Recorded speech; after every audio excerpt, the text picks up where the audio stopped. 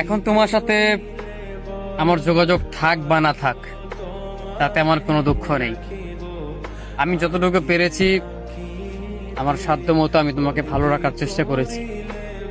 এখন হয়তো তুমি আমাকে আর খুঁজে পাবে না, হয়তো আমি বহুদূরে হারিয়ে যাব। তুমি হয়তো ভাবছো এটা আসলে আমার অভিনয়, তাই তো?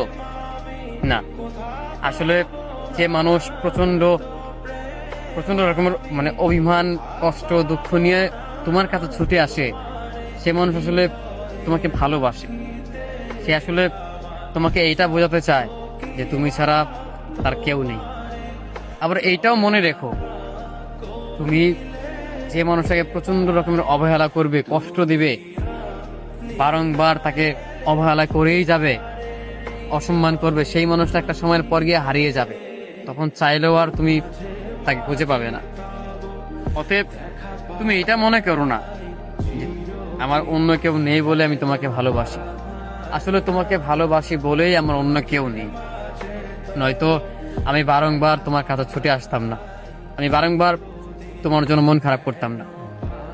আজকে আমার প্রচন্ড মন খারাপ হয় তোমার জন্য, ভীষণ কষ্ট লাগে তোমার জন্য, তো চোখ থেকে অশ্রু ঝরে তোমার জন্য। না জানি তুমি আমার এই ভালোবাসা কবে বুঝবে। হ্যাঁ, সময়ের ব্যবধানে একদিন তুমি ঠিকই বুঝবে, কিন্তু সেদিন আমাকে খুঁজে পাবে না, হয়তো আমি থাকবো না।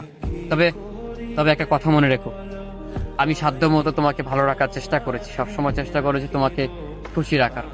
একটা সময়ের পর গিয়ে হয়তো আমি আর থাকবো না, কারণ তুমি যত পরিমাণে অবহেলা করছো সেটা আমি আর সহ্য করতে পারবো না।